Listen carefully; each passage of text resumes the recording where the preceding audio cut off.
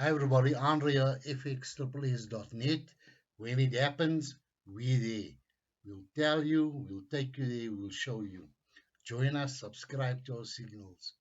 Okay, this video is just one more, a quick one, a little more on the semaphore.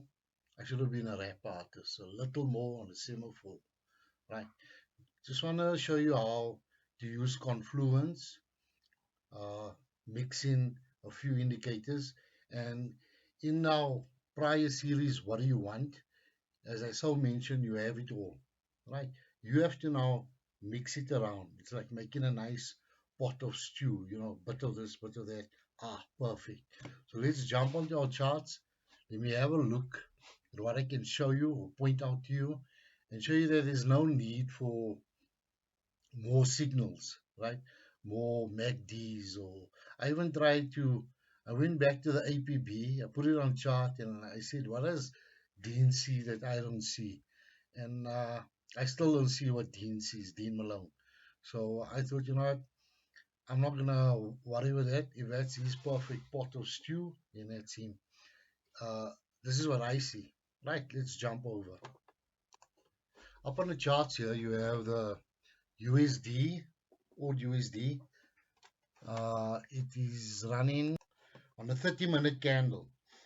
We never ever got into a chart with a 30-minute candle. So here's one. Okay, where is it? I took that down again. Here's it here. Audio is the 30-minute, right? And this is just the plain one, not the BTM template. So if you can see a ADR start, that is probably the start of the day. There's another indicator which may help you. You'll find it in a BTM templates, and I'm going to put it up now. But just looking at this here, and this is the EMAs from Steve Murrow. The it's supposed to be yellow, but it doesn't stand out nice on the chart. So there's a 5, the 13, the 50, the 200 ought to be somewhere down here or up there.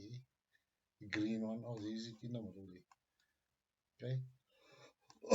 And remember when those two cross over, according to Steve, that's a lock of a safety trade. So yeah, we on the 30-minute we could be heading for a safety trade. Okay, so if you see the ADR start, that's the start of the day, and yeah, exactly just that, the start of the day. So here's the ADR start. Okay, and remember the ADR is an indicator for you to say this is the instrument or this is the pair that's going to give me the pips I need. So we look at this, we look at the TDI and examining it, right? We can see here the TDI went up. There's a MBL there, so it would be here. And then it met resistance here, right? And then it broke through resistance on the price trade signal line, came through little sharp fin, back up again, blood in the water, little MBL, down again. And at that point there, right, bearing in mind there's a 50 there, right, we would not yet recognize it as blood in the water. We know you're in a seller's market and it's below. But we do recognize shark fins wherever they are because there's an increase in volatility, right? So this is a good shark fin here. It's a good one.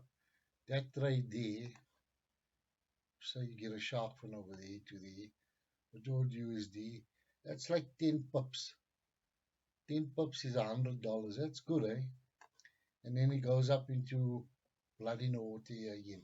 So the first thing to take note of is when you're looking at the TDI, you can see there's resistance, but you won't see it between the 5 and the 3. You'll just see it ranging along here. You may not understand it, but the TDI will tell you, yeah, it's meeting resistance. This trade signal line is acting as resistance, and you can see it touched the trade signal line here, bounced off, and carried on. And you'll see it here, but it's more or less there. Okay, but which one is more responsive, right? They're both more or less the same. So now it's okay, right?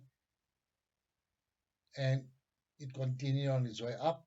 And here, at this point here, we get out, right? But the EMA only crosses here.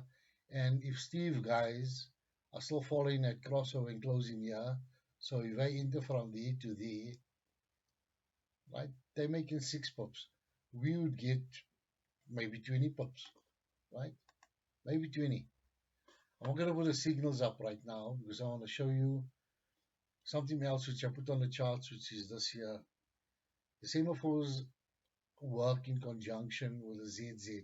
It's basically, if you look at a semaphore, that you'll see all that happens is the line joins the dots, right? And for me, it's nice in the sense that now I can see a W here, right? Or I can see a triple bottom or a M. You have to know how to read this, guys, right? M for you guys would mean double top, right? And it's coming down.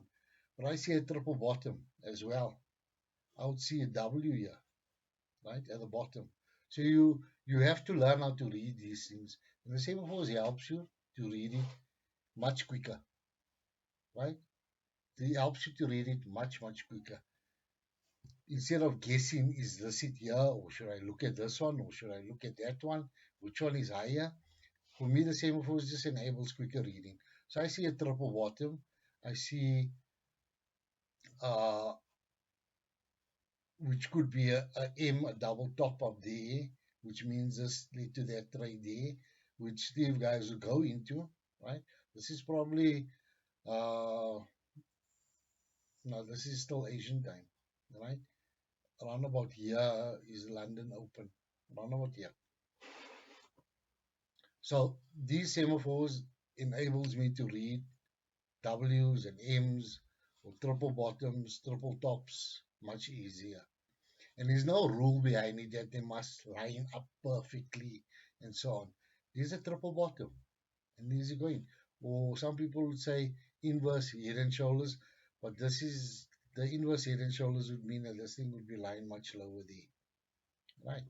And yeah, if I get that, I would trade, right? The only problem is I know I'm heading into a session open and there's a lot of volatility, there's a lot of manipulation in that particular area here. Okay, but if I stay out of that session and wait for a signal or a pattern to occur or form, then I will get this here. Even here it would start, but this, like I said, this session here, this London session, right here, the Frankfurt session, would make me hold back a bit.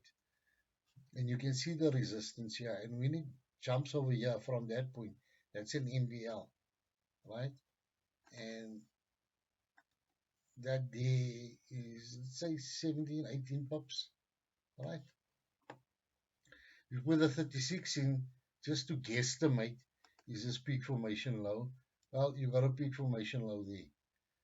We are now at 4:30, right on the dot 4:30, and New York's opening on this candle here, that candle there. And we blood, not yet blood in the water, because I only pull out the blood in the water when it's below the 50.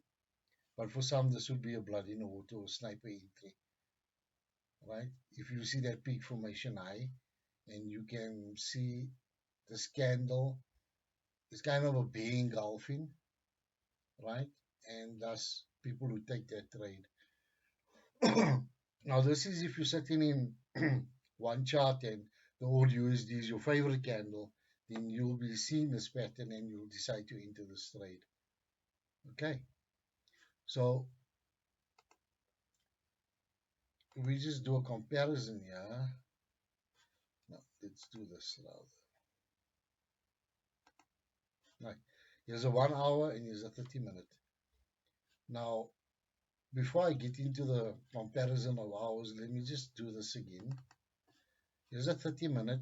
I'm going to take out the EMAs and I'm going to show you something very interesting. I'm going to remove this. And I'm going to remove now the keypad, but I'm going to take out the EMAs. So we see that in front of us, right? And you can see that nice triple bottom or M form here on its way down, right? You can see the triple bottom kind of here or a double bottom there, right? You'll have to learn how to read these charts. The signals will enable you to look immediately for something which your eyes are trained for. And if you get a semaphore signal, you're going to get the big one, you're going to get it there, and the small one, the 9, you're going to get it here. When you get those two, then already you know something's cooking here. When you get that one there, you're going to get the signal here and here. Something's cooking, right? So what else would help me here? And I put up my TDI on chart. And whenever it's outside the volatility band, it's going to move back inside the volatility band. And when it ranges in the band, it means not much is happening. And we can go through this whole thing here. Let me just stop the scrolling. If you go through this whole thing here, you can see whenever it's outside the volatility band, then there's a good trade taking place. The moment it moves inside the band, then that's a time when there's, how can I put it, when there's unity in the market, when demand and supply are meeting one another, and you wait for it to move outside the band. The TDI here at the bottom doesn't have candles. The on chart will show you where the candles are. And remember, we done a comparison where we tested to see is this TDI on chart accurate. We can do it one more time. There's a cross on the NBL there, and there's the cross there, right? Quick. Here's a shark fin entry here, there, and there's it there. There's it coming back in, there's it coming back in. So you can trust this one, you really can. And this one here on chart enables you to read candles in relation to the TDI and not just simply lines on its own, right? If you see a candle outside the volatility band before the shark fin, then you know something good's happening. You'll see a squeeze here. You can see a perfect squeeze here. You don't see a perfect squeeze here. With the candles back in, right? The squeeze is here already. It's ranging, jumps out of the volatility bands, and only here you're going to get a notification. How do you justify that shark fin? You look and see, well, all the candles prior to this were outside the volatility bands. Does not show it here. And when we're down here, and we're saying, well, I got a nice semaphore here, and according to Andre, this is a triple bottom. What makes Andre think this is going to jump up? There's another confluence, supply and demand, right? Or support and resistance. Indeed, it's endless support, and this is, come on, indicators misbehaving as usual. Okay, here's a support area, and it's moving along a support area, and it cannot break through the support area, right? And I have to explain that it's not attempting to break through, it's depleting. This is pockets of liquidity, areas, pools of liquidity for the market maker. Put up this one here, and is it perfect? Besides it misbehaving as usual, there, it's all there. And that is confluence. This outside the band is confluence, right? The semaphore is confluence. If I just leave everything out and I rely on one indicator, it's going to be a bit difficult. And if you go to in no nonsense forex and you follow VP on a design or formation or compilation of an algorithm, they have to complement one another. Otherwise, VP himself, he'll just put the ATR up on chart and says, well, it's moving for 100 pips, and that's it. I'm just going to enter trade and know for 40 pips out of that 100 for the day. You have to know where you are in the market. That's why I said to you, when you switch on your charts, look where you are, look where there's pockets or areas or pools of liquidity, look at your volatility bands. You're not going to see it laid out as well here on the one at the bottom. What switch on? No, the one day box. Okay, and then look at the longevity of a trade. Man, okay. If I look here between the two, This is a 1 hour. This is a 30 minute. And I look at this here. I can see I'm above 50, but I'm still in an area that's not too happy for me. But remember, I said to you, you're going to get that MBL there. And if I look below it, it's also MBL. So that's good. That's confluence, guys. So despite what Nathan says about it repainting, I appreciate it and I do understand it and I acknowledge it. But Nathan, my friend, my dear old friend, I don't use this on its own.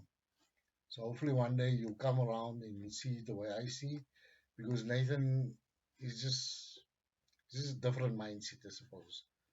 And if I switch over to the 1 hour, what do I see here? Right now you can see what Steve loves. There you can see a bear engulfing, right? And it's going to jump up, and let's just check what happens.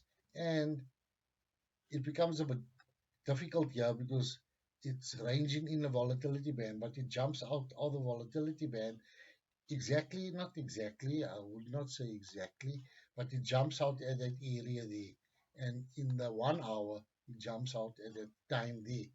And that time there is, let's say, 1 o'clock candle. And this time here, let's check it out, is 12:30 candle. 12:30 to 1 o'clock, right? So there you go. Going back to the 1 hour, what do I see here? Bit difficult, but this is Steve's entry signal, bear golfing, right? Or railroad tracks to mini, right? Uh, or shift candle to FX mine shift, and they would enter the trade when it crosses over the MBL. But it's really hugging it here. It's hugging, and then it goes over, and that's when they enter as well. Right, and here you can see it here, the shark fin, perfect. So let's just put up a semaphore and see what we see. Not that one, this one, right? And we can see peak formation low. The nines really show very well as a peak formation low and high on a 1 hour chart, really do. If a 36 appear, it it's a bit, how can I say, that's confirmed as a peak formation high, unless this comes up a few candles later and then becomes higher, but this will not change. Will not, right? Especially if one forms here, if nothing forms here and it goes up and passes that point, then that should repaint, according to what people call repainting. But if it continues down, remember this here now needs a blue to go up. So this is retracing. If we minimize this and we look at it, we can see, right? Higher high, higher low, higher high, higher low, higher high, big semaphore, and now we're waiting for higher low, and maybe it reverses. We never know for sure. You can see it here. Wow, look at this. Wow. Should spend my time looking at other charts instead of so. Correct. All outside the volatility band except here. And this would mean a 4 for me, right? And there's your retracement. And I start getting comfortable with 4s from this area, I would say. 3 candles later, right? But it comes outside the volatility band. You don't see it, okay? They say it's a shark fin when the price action line, this green line, lies outside the blue line, then it's a shark fin.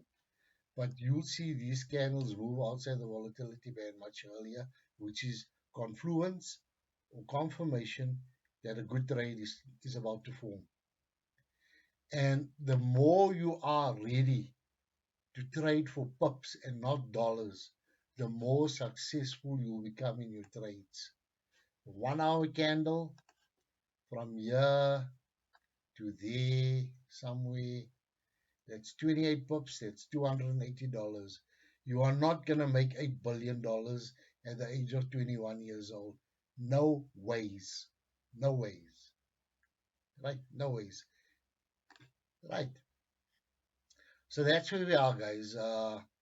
Don't refrain from using this as a confluence. Use it. Use it also to help you recognize patterns in the market. If you're not that good yet at it, right? Okay, that is a 1 hour. I can see there's something happening, but it took its time, right? I'd rather, if you're into this pattern thing, I'd rather go 15 minutes, 30 minutes, and look for your 20 pups, 30 pups. That's all you need. And when you eventually when you come across these traders on YouTube, even Michael Huddleston, he only trades the Euro USD and he looks for 20 pups a day. He can give you all these fantastic theories, really great things. But he admits, I look for 10, 20 pups a day. Right? Even on FX Mindship, they say 20 pups is all you need. What do you guys want? Please do not go out there and look for $500 and buy 3 lots and lose your whole risk management process which you developed into your strategy. Please do not do that. Everything you have, everything you need is here. It's right here. You do not have to go any further. Be wise in your decision making. Right. Andre here. Have a good day ahead. All the best. Stay strong, stay healthy, support one another, love one another, help one another. Make some pups, pass it on to a mate. A pup, here's a pup for you, bud. Right? And that's it. Okay, guys, all the best.